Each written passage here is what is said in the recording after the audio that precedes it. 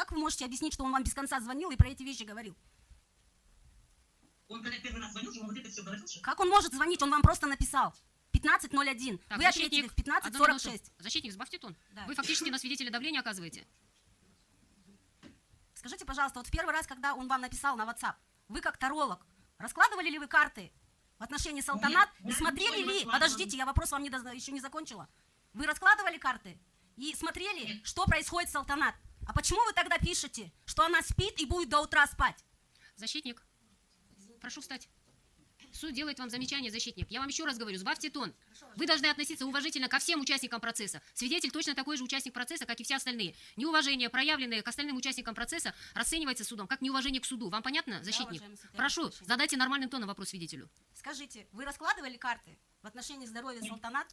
А почему, не раскладывая карты, к вам же обращаются к тарологу, не раскладывая карты, вы пишете, она спит и будет спать до утра? Он когда писал это, я написала то, что я чувствую. Вы чувствовали или вы раскрыли Да, я- карты? Карты раскрывали вы или нет? Смотрели Нет. на карты? Нет. Нет, А почему? Я считала, что он пьяный бред пишет. Причем тут пьяный бред? Он про это ничего не писал, вы об этом не говорили. Защитник, задайте вопрос. Комментировать показания свидетеля Почему, нет еще раз необходимости. задаю вопрос, почему вы написали, что она спит и будет спать до утра? Потому Не что раскладывай он так карты. наставил. Вы же, получается, обманули человека? Я писала по своим ощущениям. Ну а почему вы тогда сейчас в суде говорите о том, что он требовал от вас каких-то записей, ответов на WhatsApp и так далее?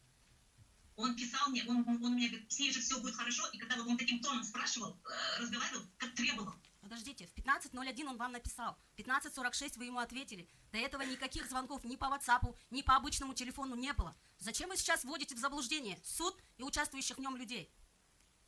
Я писала свои ощущения. Ну вот тогда надо и говорить свои ощущения. А вы смотрели эфир по этому делу до того, как вас допросили в качестве свидетеля? Нет, Вы уже знали, что Салтанат умерла? Или опять это были ваши ощущения? я не знала, что она умерла. Время точное я не могу сказать, потому что я не смотрела на часы. Я просто позвонила матери и сказала, там что-то страшное. Скажите, Узнай сына. если у вас были такие ощущения с 3 часов и так далее, до 4, там, 7 часов, почему вы не позвонили сразу матери, что там что-то такое происходит, либо не позвонили в скорую, в милицию не Снимается вопрос. обратились? Вопрос снимается. Все, нет у меня вопроса. Так, сведения участников процесса. Сторона защиты, значит, говоря о том, что только был звонок 15 часов, вводит в заблуждение, поскольку из телефона следует по WhatsApp звонкам. 9 ноября 14:36 был звонок, неотвеченный аудиозвонок. В 14:11 был исходящий аудиозвонок, разговор длился 1 минуту 38 секунд. Свидетель, вы слышите? Получается, после 2 звонил вам подсудимый Бишимбаев. 1 минута и 38 секунд разговор длился. После этого он 14:36 звонил вам, вы не ответили. Уважаемый суд, мы сфотографировали все звонки. Здесь написано 19:06 неотвеченный звонок был.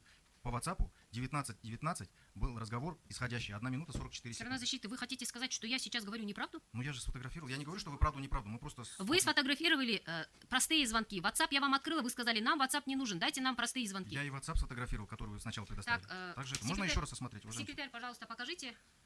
Вот это всем участникам процесса.